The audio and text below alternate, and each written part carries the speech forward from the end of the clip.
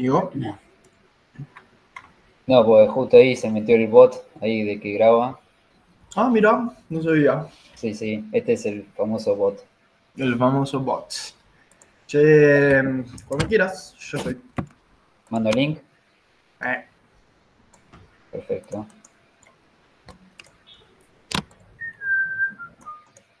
Es así, amigo. Este funciona. Básicamente hay que cortar 5 minutos antes, tipo -5, esperar 5 minutos y volver a entrar. ¿Sí?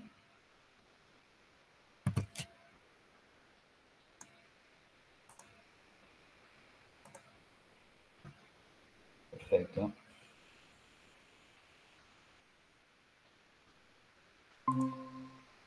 Buenas. buenas. Hola, ¿cómo están? Está bien. Sí. Vamos un poquito. Buenas, ¿cómo va? Buenas. ¿Cómo va?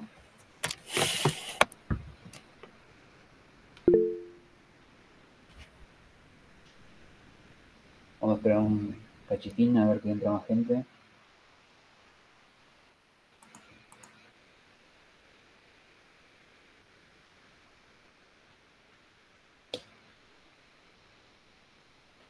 Bueno.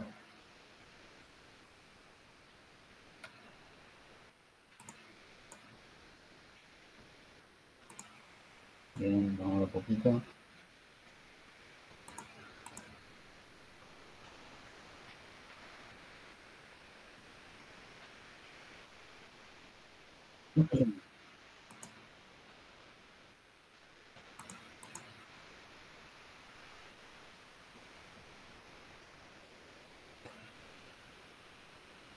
Bien, buenas, ¿cómo les va a todos? Buenas tardes para todos. Buenas, ¿cómo va? Bien. Bueno, podríamos ir presentándonos yo y Manu para dar un poco de introducción a lo que es el espacio. Buenas, ¿cómo les va? Yo soy Tommy, yo soy el encargado de lo que es, por si no me conocen, yo estoy encargando de lo que es el grupo de teoría psicoanalítica desde la Facultad de Psicología. Hoy me está acompañando mi compañero Manu, que suele ser también mi compañero y quien da también los grupos de repaso. Básicamente lo que nosotros estuvimos más o menos diagramando con este repaso en especial era, en principio, ver las dudas que ustedes tenían y ver también por ahí los textos que más se les ha complicado con respecto a lo que es de cara al segundo parcial. Más o menos que nos vengan a comentar un poquito y después ya ir empezando a puntualizar sobre cada texto que vamos a ver ahora. ¿Sí?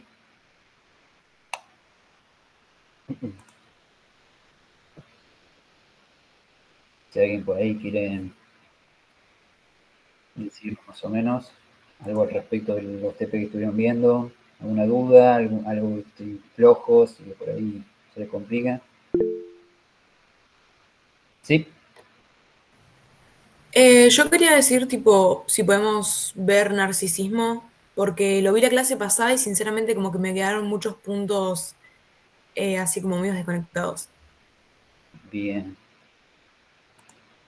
Bien, están adelantados en esa comisión, ¿saben? Porque me parece muy raro que llegaran hasta narcisismo, la verdad. ¿Alguien más con respecto a algún otro TP? Bien. Otra compañía más con narcisismo. Conferencia 23, bien. Mucho de lo que estuvo apareciendo en las encuestas que hicimos fue el tema de fantasías y tenemos entendido que, nada, con esto de los paros y demás, se estuvo llegando, es raro esto que decía Tommy de que estén llegando a narcisismo, igual vamos a hacer un punteíto medio rápido si es que lo van a tomar. Pero bueno, nada, estaba surgiendo mucho esto de fantasías. Con también conceptos anteriores y conceptos básicos, tipo pulsión y demás, cómo vienen, ¿no? Porque digamos eso es lo fundamental de este segundo parcial. porque por ahí si ya tenemos eso cubierto, podemos encarar más el tema de TP13, como dicen que es principalmente fantasía.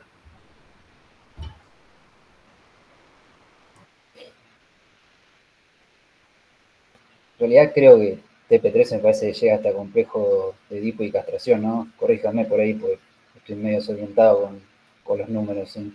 Cambian todo el tiempo en el programa, así que...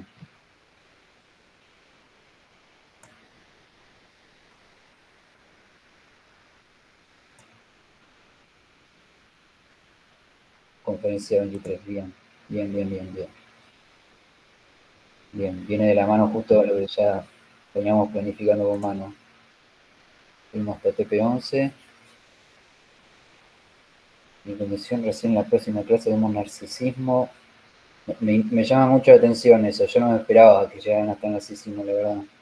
Sí. O tuvieron clases maratónicas así rapidísimas, o no sé, se saltearon cosas, porque me parece muy raro con la cantidad de clases que hemos tenido en esta semana, llegar hasta el narcisismo me sorprende mucho.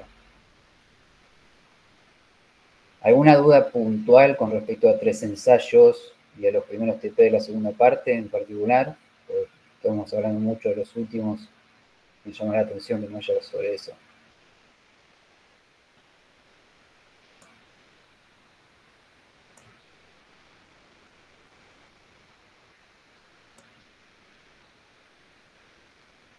Bien, bien, bien, sí, me parecía que se tocaran muy por arriba, sí.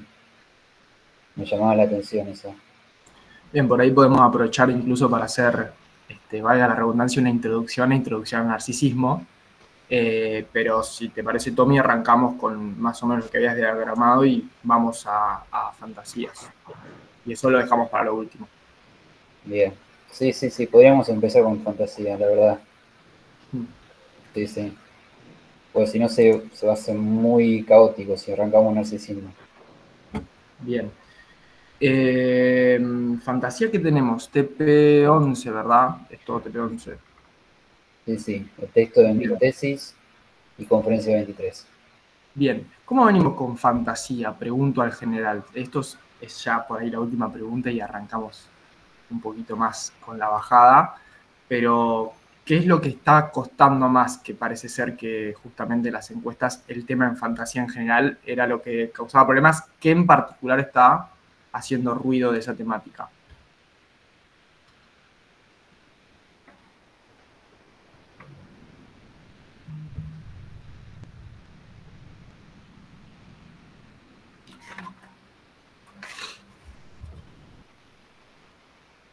Por ahí lo que causaba más problemática, me acuerdo yo cuando lo cursé, era esto de empezar a entender un poco la caída de la teoría de la seducción, ¿no?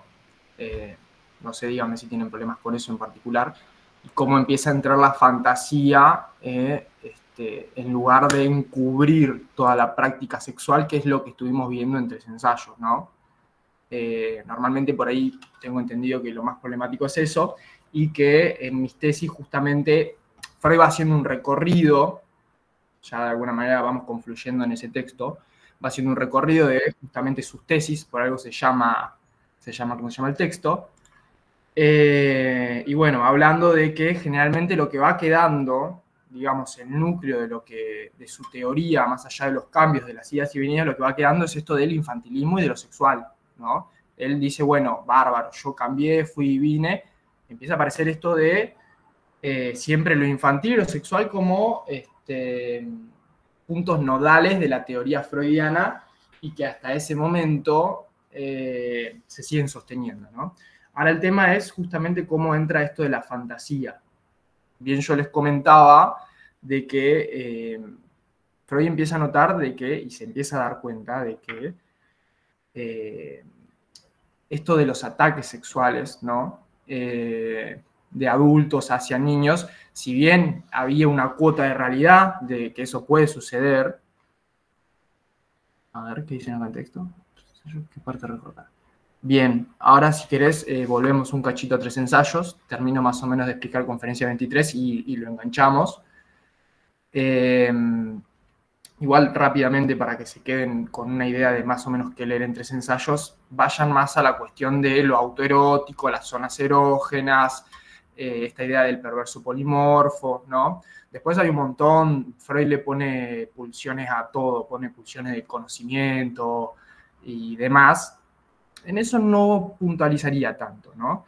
Más que nada nos vamos a concentrar en esto de lo autoerótico, de cómo existe vida sexual previa a la adolescencia, ¿no? En contra de la opinión popular.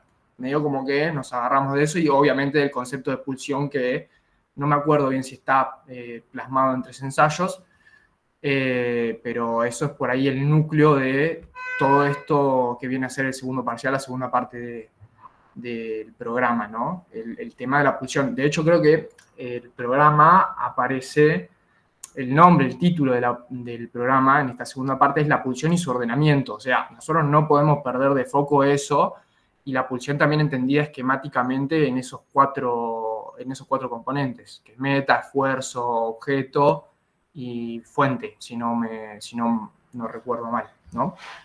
Ahora retomando, ¿no? Creo que quedó claro eso. No sé, Tommy, si tenés algo para agregar respecto de 3 ensayos para retomar conferencia 23.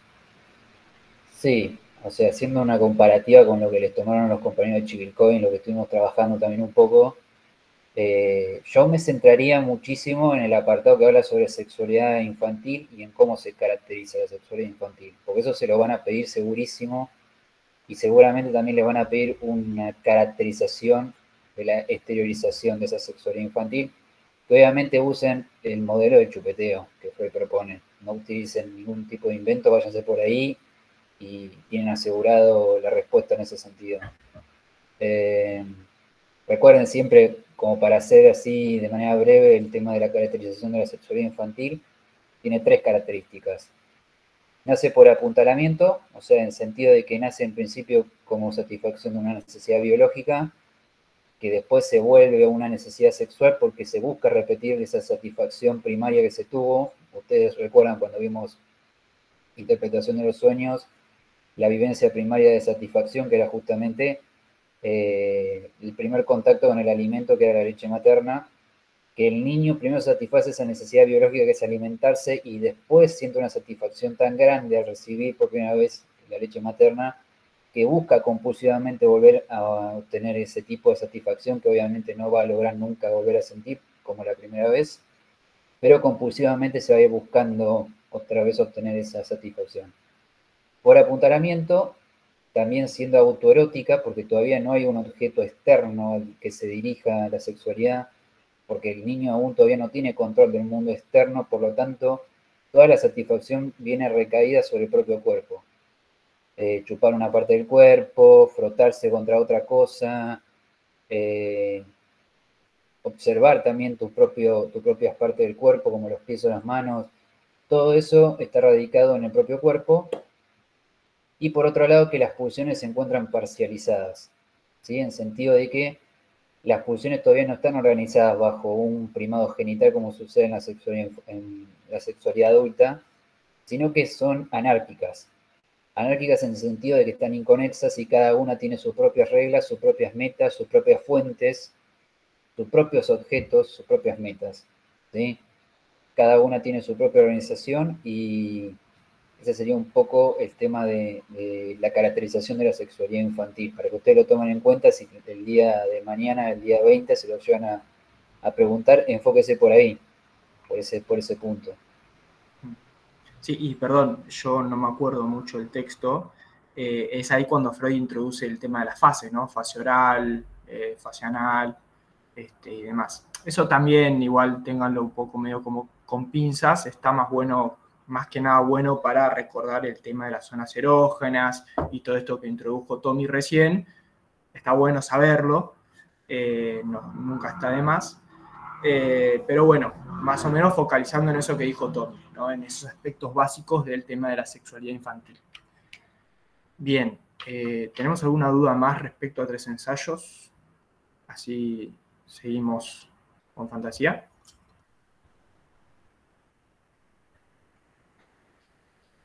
Bueno, cualquier cosita vayan escribiendo en el chat o nos interrumpen, no hay ningún drama.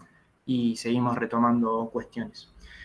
Cómo justamente enganchar, y como veníamos hablando, el tema de la sexualidad infantil, la pulsión, con el tema de fantasía, es esto de que, bien, como les decía, Freud arranca mis tesis haciendo todo un recorrido histórico sobre su teoría y dice, bueno, lo que se mantiene es justamente esto, lo infantil y lo sexual, ¿no? Siempre vamos a estar medio versando sobre lo mismo. Se cae un poco esto de la teoría de la seducción, lo de la neuroteoría. Ahora vamos a eso. Bien, eso está bueno. Se cae esto de la teoría de la seducción, de que, bueno, los neuróticos, los histéricos, el cuadro se debía justamente a un ataque real que Freud no lo descarta, dice, sí, obvio, puede pasar, pero normalmente lo que nos vamos a encontrar es que lo que nos dicen generalmente es un contenido fantasioso, un contenido imaginado, inventado. Y Freud va a decir, yo entiendo que ellos no lo están haciendo a propósito, no es una cuestión consciente, ¿no? Este fantaseo, sino que el fantaseo justamente está en lugar para encubrir toda esa práctica autoerótica sexual que bien describía Freud justamente en 3 ensayos, ¿no? Esta perversión polimorfa. Bien. Bánqueme que miro lo que tengo anotado, 2 segundos. Él le va a llamar justamente esto de la fantasía, los espejos némicos, ¿no?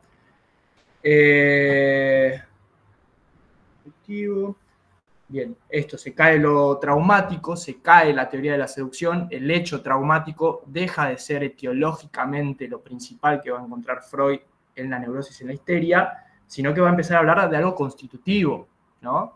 Esto de que justamente todos estamos atravesados por esa sexualidad infantil. Incluso lo que él va a llamar los normales y los neuróticos, dice todos más o menos tienen una sexualidad infantil similar. El tema es justamente cómo desarrollan después a partir de eso. Es decir que todo el desarrollo sexual de la persona, y acá está lo constitutivo de la cuestión, está marcado por los primeros años de sexualidad del niño. Después en adelante, cómo sucede el tema de la represión, la sublimación y demás, bueno, eso es lo que va a dar la particularidad de cada persona. Si se es neurótico, si se es normal, si se es histérico, si se es perverso. Pero todo está anclado en los primeros años de existencia. Todo esto que relata Freud en 3 ensayos, ¿verdad? ¿Cómo venimos hasta ahora? ¿Dudas? ¿Algo en particular? Tommy, no sé si querías agregar algo. Sí, que más que nada lo que yo quería agregar un poquito a lo que ya venís diciendo vos, Manu, es que en teoría lo que no se cae como tal, el factor accidental que ya veníamos trabajando, como por ejemplo en el caso Emma, que es esta cuestión de que hay algo externo que se involucra sexualmente, como que irrumpe y viene a irrumpir en la historia de cada sujeto, como sucede en el caso de Emma, justamente con la seducción de parte de un adulto a una menor de edad, más específicamente de 8 años, y que justamente esa vivencia logra tener un efecto traumático con la llegada de la pubertad, sino que ahora se empieza también a tener un factor importante en lo que es la cuestión de la fantasía. La fantasía como intermediario entre lo accidental, que no deja de tener importancia, y el síntoma. Porque está esta cuestión de que accidental en el sentido de que sí o sí no tiene que pasar una cuestión extrema, como sucede en el caso de Emma, sino que simplemente por ahí puede ser una práctica sexual que trae conflicto a la persona, ¿sí? Que trae conflicto en el sentido de que trae una tensión con respecto a lo que se espera de la sociedad, podríamos decir, y la práctica que no está permitida socialmente, que justamente son las prácticas que se desvían de la norma, muchas veces las que provocan un síntoma. ¿Qué pasa? Cuando esa práctica sexual, esa pulsión sexual queda reprimida, mucha de esa energía libidinal que queda desprovista de la pulsión tiene que descargarse en algún punto. Y para poder descargarse, lo que hace es ir mediante la vía regresiva, esta palabra hermosa que a ustedes les gusta de interpretación de los sueños, por la vía regresiva obtiene mediante la fijación en una pulsión sexual infantil, que justamente ¿por qué recae en una pulsión sexual infantil ya reprimida? Porque en los primeros años de vida del infante, esas pulsiones sexuales lograron concretarse. Lograron concretarse ¿por qué? Porque todavía no estaban edificados lo que se conocen como los diques anímicos, que son las que sofocan esas pulsiones perversas. Y donde lograron, obviamente, Freud lo dice en términos como la libido vuelve a los tiempos en donde todo era mejor en el sentido de que logra realizarse, logra descargarse por vía de la acción. ¿Qué pasa? Al estar en el mundo del inconsciente ya no está bajo las leyes de la conciencia, que serían la censura, la limitancia, pero tampoco estaría en el mundo de la acción, porque la conciencia es parte de la vía de salida para el mundo exterior. En el mundo de la conciencia, esto tiene mucha similitud con la figuración de los sueños, ¿sí? Hace Freud en la conferencia 23, hace un paralelismo justamente con la formación del sueño, tanto con la vía regresiva de esta libido que va para atrás y va para momentos previos, momentos de la infancia, momentos muy tempranos en lo que es la sexualidad, y fantasea, hace una figurabilidad como que eso está sucediendo, pero en el plano de la realidad psíquica. ¿Qué es lo novedoso en este planteo? Que ahora la realidad psíquica tiene tanta predominancia como la realidad material. Ahora no predomina la realidad material. Ahora la realidad psíquica también tiene un peso importante a la hora de la formación de los síntomas. ¿Qué sucede? Que muchas veces esas fantasías buscan, como sucede también en el contenido de los sueños, buscan irrumpir de nuevo hacia el mundo de la conciencia, buscan volver. ¿Qué es lo que hace obviamente la conciencia? Impedirlo a toda costa por medio de lo que Freud llama una contrainvestidura. Es una fuerza que viene de la represión a impedir a toda costa que esa fantasía se devenga consciente. ¿Y qué sucede cuando se reprime este tipo de cosas? Se da lo que es la formación de síntomas, previa obviamente a la configuración de un conflicto entre ambas instancias, la instancia pulsional y satisfactoria y la instancia del aparato psíquico que busca a toda costa que no se genere un displacer. Ambas están regidas por lo que se conoce como el principio de placer. ¿Sí? Bien, no sé, Manu, si... Sí, abonando a lo que dice Tommy, por eso está claro esto de que la fantasía es un punto intermedio hacia el síntoma, no es el paso previo hacia el síntoma. ¿Por qué? Porque la fantasía, como bien decía Tommy, figura algo, digamos, dentro de la fantasía hay algo de esos retoños inconscientes que tienen que ver con la sexualidad infantil, ¿no? Hay algo de eso dando vueltas, como en el sueño, ¿no? Que se satisface la fantasía. Lo que sucede en la fantasía, mientras sea consciente, porque ahora vamos a hacer esa definición y esa diferenciación entre sueño diurno y fantasía inconsciente, es que la fantasía consciente, el sueño diurno, esa fantasía que nos colgamos y nos ponemos a pensar, es un espacio, va a decir Freud, es un espacio seguro, donde hay algo de esa satisfacción pulsional escondida, como en el sueño, ¿no? Desfigurada, pero que está ahí, que se cumple y que la podemos vivir conscientemente porque no termina de ser problemática para el yo, ¿sí? Cumple esa función. El tema es justamente, me adelanto un cachito lo que es conferencia 23, cuando se le otorga demasiada energía a esa fantasía y de alguna manera empieza a esforzar para llevar en el mundo real, digamos, a cabo lo que esa fantasía, el contenido de esa fantasía, ¿sí? Ahí es donde entra en conflicto con el yo, porque justamente el yo dice, no puedo hacer esto es algo fantasioso y algo peligroso que está fuera de las reglas sociales, de lo que yo considero que esté bien, y ahí es donde sucede la represión. Recordemos que siempre para que haya síntomas tiene que haber represión previamente. Una vez que se reprime esa fantasía y se vuelve una fantasía inconsciente, ahí puede surgir en forma de síntoma, ¿no? Por eso ahí entendemos cómo la fantasía es un espacio medio ahí que está cumpliendo una función de satisfacción y es un camino intermedio para el síntoma. Hasta que no haya represión de esa fantasía, no va a haber síntoma, ¿sí? O sea justamente que mucho... la fantasía se vuelve inconsciente cuando actúa el mecanismo de la represión, no antes. Exactamente, exactamente. Ok. Sí, sí, sí. Sí, que Freud va a notar que justamente todas estas fantasías que se vuelven inconscientes por acto de represión son las que después terminan dándole forma, son como el molde de lo que después va a ser el síntoma, ¿no? Le dan como el contenido de alguna manera y después eso se va a representar en la práctica en el síntoma. Bien, no sé, Tommy, ¿querías agregar algo más? Por ahí habría que cerrar un cachito de mis tesis y ahí sí puntualizamos bien sobre Conferencia 23. Sí, sí, también un poco hacer también una cosa que a mí me parece un punto importante, es que ustedes sepan diferenciar lo que es neurosis actuales de la psiconeurosis. Es algo que Freud en el principio del texto empieza a plantear, que es un poco la diferenciación del factor sexual, cómo influye en lo que es la generación de síntomas. En las neurosis actuales se caracteriza por ser una vivencia actual, ¿sí? Una vivencia que sucede en el momento, que muchas veces tiene que ver con interrupciones de la satisfacción así abruptas, abstinencia, así momentos prolongados de no satisfacción, que la persona tiene que descargar ese monto libidinal de alguna manera y lo hace por medio de la formación de síntomas. Eso es un poco lo que es la neurosis actual, que podemos hablar de ella en la neurastenia o la neurosis de angustia. Y después tenemos las psiconeurosis, que son las que nos importan más a nosotros, que es justamente la histeria de la neurosis obsesiva, que ahí sí entra el factor principal, que son vivencias sexuales ocurridas en la infancia, ¿sí?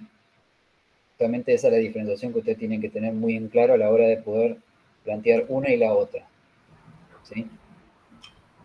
Bien, para cerrar un poquito más esquemáticamente, porque sabemos que después por ahí en el parcial toman por texto, para cerrar el tema de mis tesis, más o menos, bueno, lo que veníamos desarrollando hasta ahora. Yo tengo anotados un par de puntos más, después de última Tommy agregará si se me escapó algo.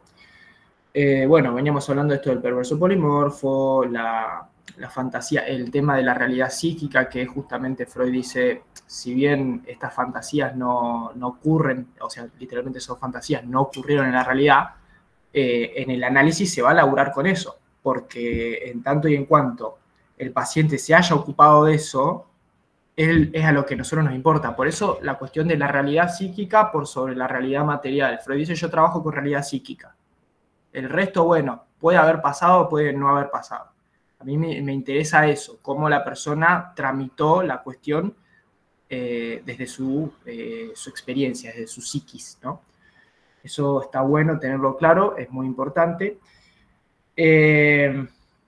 Hablamos de esto del perverso polimorfo, cómo la sexualidad infantil prefigura de alguna manera el desarrollo posterior de la sexualidad, y acá a responder una de las preguntas que habían aparecido en el chat, acá en este punto del texto hace o da esta frase, ¿no?, de que la neurosis es el negativo de la perversión, ¿no? Dice que la perversión atestigua un desarrollo hiperpotente, ¿no?, de estas pulsiones parciales, es decir, en esta época de la sexualidad infantil, la sexualidad parcializada en zonas erógenas y anárquicas, dice Freud, en la perversión hay una característica de que se da un desarrollo hiperpotente y que en la neurosis lo que hay es una represión excesiva, va a decir Freud. Esos son como los dos elementos base para diferenciar la perversión y la neurosis. Entonces, ¿por qué va a decir Freud que justamente la neurosis es el negativo de la perversión? Porque hay un proceso en la neurosis de represión mucho más fuerte, excesivo, y en la perversión justamente lo que se da es esa falta de la represión, ¿no? Por eso es el negativo, es como el lado contrario, si se quiere, de la sexualidad infantil y el papel de la represión ahí, como en una está mucho más presente y como en otra no está, ¿no? Bien. Eso probablemente se lo pregunten, esquemáticamente es así, un poco la idea. Después Freud sigue puntualizando un par de cositas más, va a decir esto de que nada, los síntomas figuran en la práctica sexual del enfermo, un poco lo que veníamos hablando de por qué el síntoma anclado en el modelo que le da la fantasía. Recuerde, la fantasía esto, cumple algo del deseo, ¿no? Hay algo de satisfacción. Cuando la fantasía es reprimida y ahí surge el síntoma, ¿sí? Hay algo de ese placer que se sigue cumpliendo, ¿no? En el síntoma. Esto creo que también ya lo veníamos hablando hace bastante, ya viene en otros textos, lo viene desarrollando, de que nada, el síntoma es una solución de compromiso. Otorga placer a lo inconsciente y a la vez le permite al yo seguir viviendo de alguna manera, ¿no? Como genera ese parche. Nada, esto, el síntoma tiene anclaje en la fantasía, es lo que veníamos diciendo, siempre tiene un contenido sexual. Y un poco lo que decía esto Tommy, a lo último ya Freud, y medio como para ir cerrando mis tesis, Freud va a decir, nada, que la neurosis, si bien él está explicando el mecanismo de forma muy particular, el síntoma surge en este texto, él puntualiza eso, de que el síntoma, estoy respondiendo a la pregunta del chat por si alguien no lo vio, de que el síntoma, una vez que es reprimido, sirve de modelo para la fantasía, una vez que es reprimida, sirve de modelo para el síntoma. ¿Sí? Eso es lo que Freud explica en este punto. Y ya medio para cerrar esto, de que la neurosis es multicausal, si bien Freud está medio explicando todo este proceso de la fantasía y demás, tira una frase a lo último que dice Freud, dice, la condición del neurótico no puede distinguirse tajantemente de la de la salud, digamos, ¿no? Nada, es interesante, hay algunas cosas que por ahí quedan un poco sueltas, nosotros nos vamos a focalizar en el tema de las fantasías, que ahora lo seguimos en conferencia 23, pero va tirando distintas puntas de también lo que ha sido el desarrollo y lo que será el desarrollo de la teoría. Tommy, no sé si querés agregar algo para cerrar mis tesis, o si también a alguien le quedó una duda respecto de lo anterior. No, yo creo que está bastante completo ya lo que vimos de mis tesis. Yo ya iría avanzando a lo que es verdaderamente importante para mí, a mi parecer, que es Conferencia 23. Obviamente viene de la mano con el texto de mis tesis, pero para mí tiene más sustento y seguramente se lo van a preguntar de cara al 20, con todo esto lo que es el tema de, bueno, ya lo que veníamos hablando, un poco de todas las distintas direcciones que va tomando tanto la represión, la libido, que se dé de manera regresiva hacia los puntos más antiguos de la prehistoria de la sexualidad, como Freud la llama la sexualidad infantil, que obviamente son pulsiones que pudieron realizarse y por lo tanto pueden tener esta fijación de parte de la libido para que pueda fantasearse por medio en el mundo inconsciente, que luego el propio aparato psíquico le meta un freno a esa fantasía desbordante de energía por medio de una contrainvestidura y de esa manera se dé la formación de síntomas como vía de descarga de toda esa energía libidinal que queda por dentro del aparato psíquico, que justamente puede ser de distintas maneras, por medio de una fijación en una parte del cuerpo, como sucede, por ejemplo, vamos a poner un ejemplo que ya vieron ustedes, caso Elizabeth. Caso Elizabeth, nosotros tenemos la fuente del caso específicamente en el deseo prohibido de ella de estar con su cuñado, que era el marido de su hermana que acaba de morir. Esto puede ser reprimido por parte del aparato psíquico, esa libido que queda varando ahí en el aparato psíquico, se retrotraiga hacia un deseo o hacia una fijación, justamente que podría ser, no sé, que fuera acariciada justamente en las piernas por este sujeto, por su cuñado, y que justamente esta fantasía prohibida, desbordante y que trae conflicto, sea nuevamente reprimida por el aparato psíquico y llevado a la formación de un síntoma conversivo, que justamente ¿cuál era? La parálisis en las piernas justamente de Elizabeth. Así como para que ustedes vayan entendiendo también un poco lo que es el funcionamiento de los síntomas con respecto a esta nueva etiología en donde se pone ahora el factor intermediario de la fantasía como tal. complejizando aún más todo lo que es la teoría de Freud y la concepción del síntoma, y poniendo también en juego realidades por fuera de la realidad material, que es la realidad psíquica, ¿sí? Empiecen también ustedes a tomar en cuenta que la realidad psíquica tiene una predominancia muy grande a la par de lo que es la realidad material, ¿sí? Como para que ustedes empiecen a tomar en cuenta eso, que si la persona lo imaginó o lo piensa, tiene un factor primordial a la hora de poder formar un síntoma.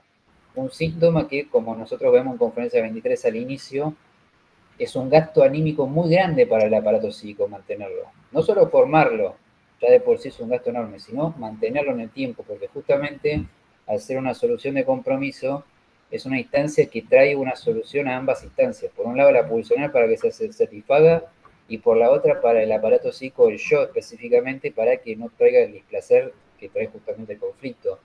Por lo tanto, la van a tratar de mantener a toda costa que se mantenga el síntoma. Eso es lo que lleva también a un desgaste anímico muy grande en el tiempo y un empobrecimiento, obviamente, del aparato psíquico, energético, lo que obviamente lleva a que la persona empiece a sentir un malestar muy grande con respecto a ese síntoma.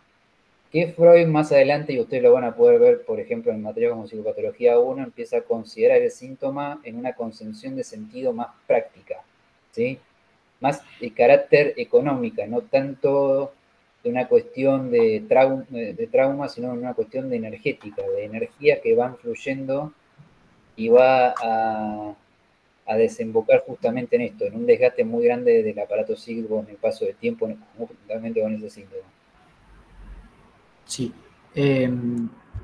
Retomo una pregunta que hizo un compañero, así también ya pasamos a lo próximo. Una compañera, perdón. ¿Podés explicar lo de los traumas infantiles? ¿Por qué fueron sustituidos por el infantilismo de la sexualidad? Bueno, así muy rápidamente y esquemáticamente lo que veníamos explicando, esto de que se cae un poco la idea de los ataques sexuales per se, lo accidental, y empieza a entrar en juego esto de la sexualidad infantil autoerótica que bien Freud desarrolla en mis tesis, y cómo la fantasía viene justamente, esta creación de la propia mente, estas huellas némicas, vienen a cubrir esa fantasía. Y justamente en Conferencia 23, Freud va a hablar de esto, fantasías primordiales va a hablar. No sé si lo leyeron, si pudieron llegar a esa parte. Justamente va a decir la fantasía de seducción cumple esa función específica de encubrir la propia práctica autoerótica. Él va a hablar también de otras dos, va a hablar de 3 fantasías primordiales, que son la fantasía de seducción, bien la que veníamos desarrollando, la de la amenaza de castración, que esa es muy importante, ahora mismo no es tan importante, pero esto es una temática que va a empezar a atravesar el psicoanálisis muy fuertemente. Y la tercera, la del comercio sexual entre los padres, ¿no? Si mal no recuerdo. Medio como que en este punto de la carrera y de la materia está bueno, las tenemos que saber, pero pasan un poco por alto, y la que más nos importa en este momento respecto de la propia teoría de Freud es la de la fantasía de la seducción, ¿no? Porque justamente explica esto que veníamos diciendo. La fantasía de la seducción está en lugar de la práctica autoerótica infantil, ¿no? Bien, como decía Tommy, por ahí lo más importante del mecanismo de cómo funciona la fantasía está en Conferencia 23. En mi tesis mis tesis viene como a introducir un poco, ¿viste? Empieza a decir, bueno, descubrí esto, miren qué onda con esto. En Conferencia 23 le da mucho más contenido, le da más cuerpo, habla del mecanismo de la fantasía. Y nada, medio como que arranca hablando de esto de que empieza hablando un poco del síntoma, ¿no? Esto de que prescinde del objeto, es decir, el síntoma, como bien hablábamos, es una práctica sexual. Y lo que hablamos también de, cuando hablamos en 3 ensayos, de que el objeto para la descarga de la pulsión, digamos, el objeto en la práctica sexual es lo más variable, ¿no? El síntoma justamente lo que hace es resignar el objeto en la realidad y hace que el propio síntoma sea la práctica sexual, ¿no? Y esto habla de un retroceso del principio de realidad en el síntoma hacia el retroceso al principio de placer, ¿sí? Va a hablar de que justamente el síntoma es un autoerotismo ampliado. Esto es todo medio como que viene a darle cuerpo a lo que ya venimos hablando, de que la idea básica es el síntoma cumple una función de compromiso y de satisfacer algo de esa pulsión, ¿sí? La idea núcleo es esa. Después, bueno, Freud le va agregando cosas.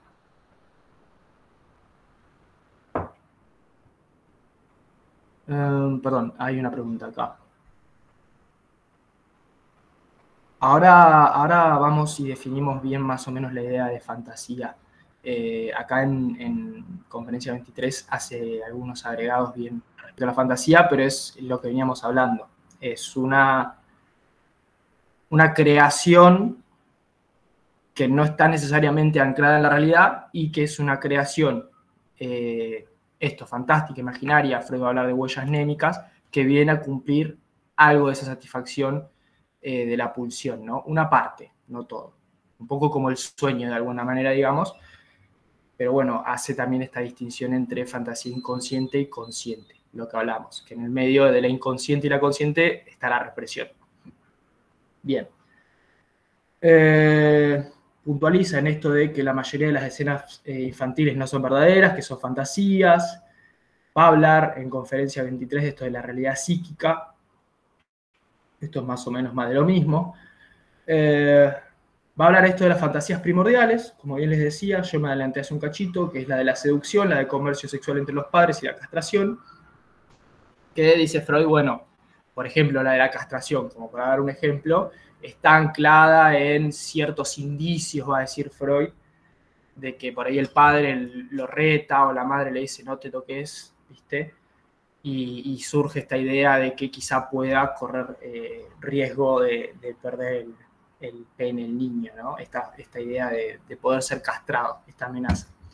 Lo mismo con el comercio sexual, dice Freud, y bueno, quizá el niño tomó en su momento la referencia de ver animales copulando y de eso armó toda una fantasía de haber visto a los padres. En suma, Freud va a decir, es una fantasía. No importa si lo tomó de algún elemento de la realidad, un indicio, es una creación de la psiquis humana. Esto de que son primordiales, también eso está bueno, y acá es donde entra la parte un poco más falopa de Freud, de que Freud hablaba de esto del patrimonio filogenético, ¿no? De que estas fantasías primordiales se remontan ancestralmente a los primeros seres humanos y demás. No le den tanta bola a eso.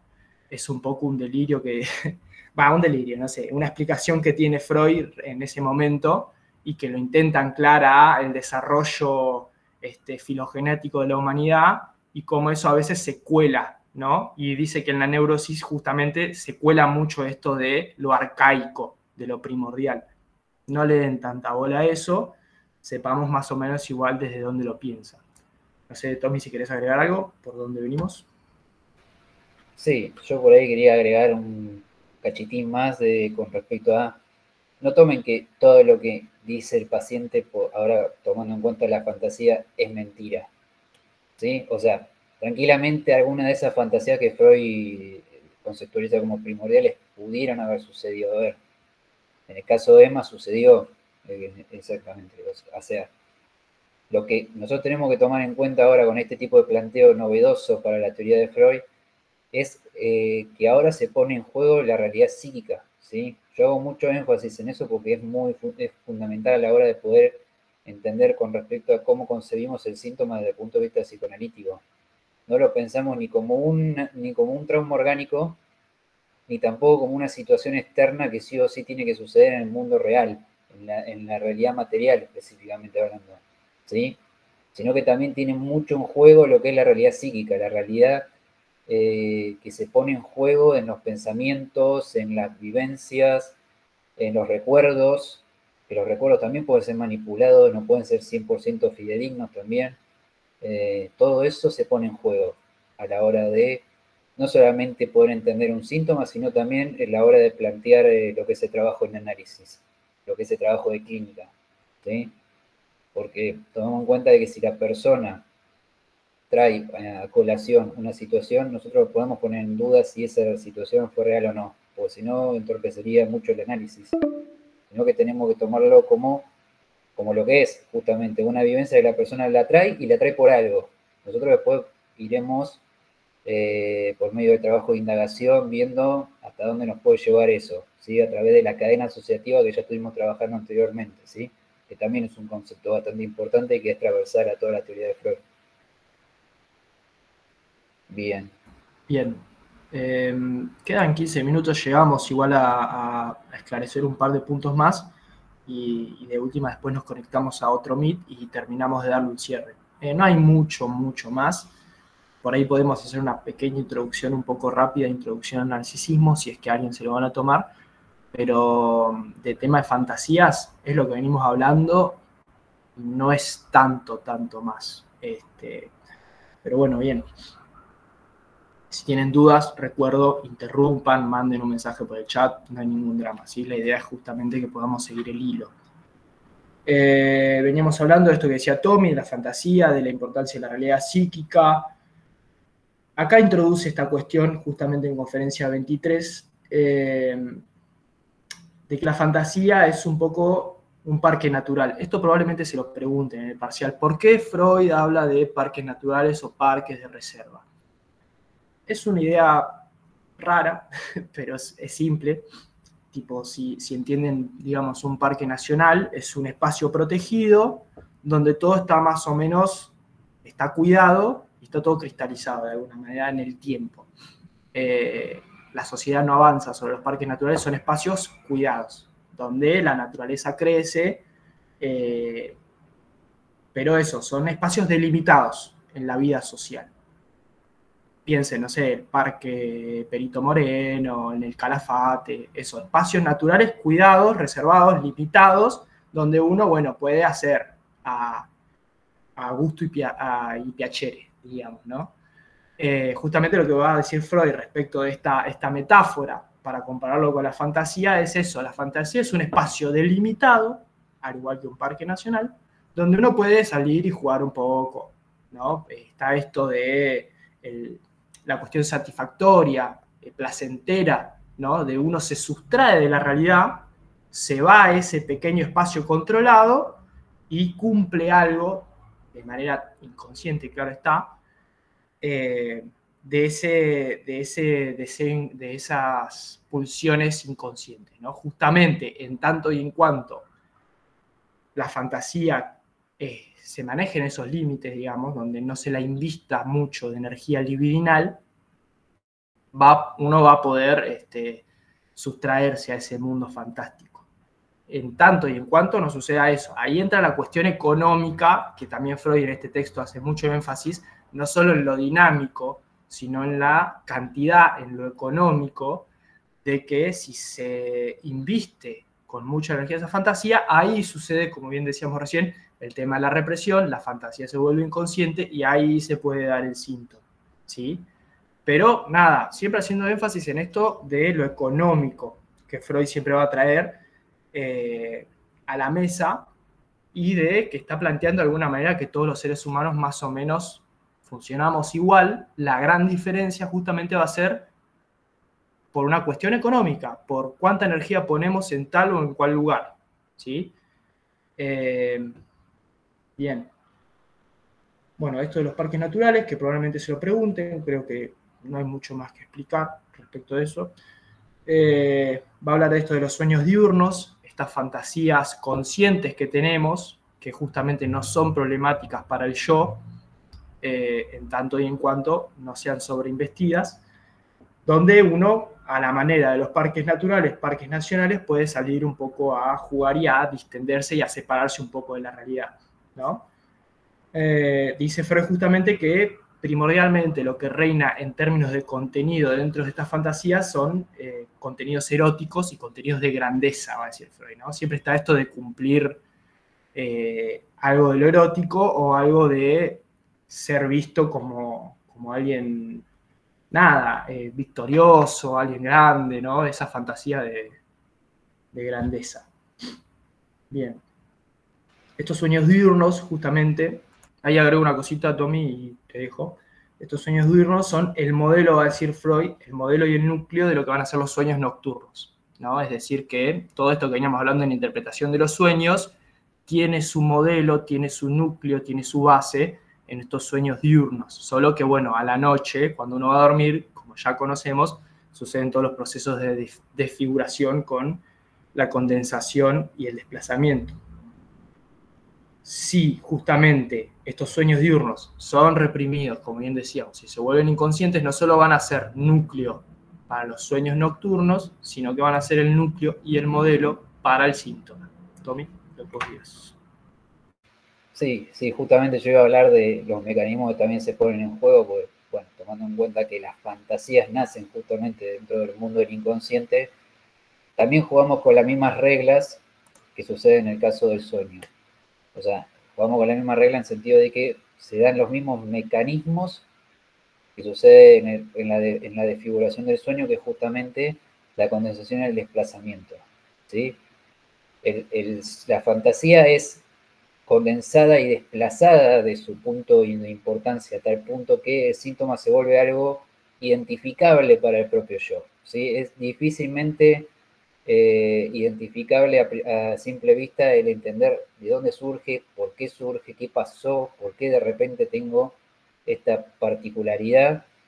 Y lo que me pasa con respecto a ponerle en un caso de conversión histérica o en un caso de neurosis obsesiva, que puede ser una obsesión por una prohibición o una obsesión con la limpieza, por ejemplo, que sucede en caso de transformar esa fantasía en lo contrario, como en una especie de formación reactiva, o sea, en el sentido de que por ahí tenés un deseo sexual medio prohibido y ahora tenés una necesidad de limpiarte todo el tiempo por justamente esto. La represión lleva a un sentido contrario de ese sentido de la pulsión. En el mismo caso funciona con el sueño, para poder entender un poco el paralelismo que marca en Conferencia 23. Bien. Yo propondría por ahí escuchar un poco de dudas y después retomar en el próximo Meet, porque ahora -5 cortamos. Si quieren por ahí vayan comentando un poco hasta lo que les ha parecido lo que vimos, y por ahí si nos salteamos algo, coméntenos ahora y lo retomamos en el próximo Meet, ¿sí? Sí, sí. Como bien decía Tommy, aprovechemos ahora, planteamos un par de dudas y ahora terminamos de darle el cierre así rápido. Tampoco hay mucho más que hablar de fantasía. El núcleo está en lo que venimos planteando, pero aprovechemos esta instancia.